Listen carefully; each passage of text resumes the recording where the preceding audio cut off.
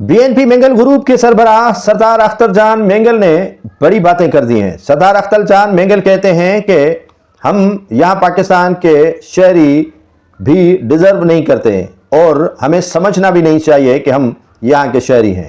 ہمیں مسلمان تک نہیں سمجھا جا رہا، اور اگر ہم یہاں پاکستان میں رہتے ہوئے ہمیں مسلمان سمجھا جاتا تو ہمارے بچے جو قتل ہوتے ہیں ان کو کفن دیتے۔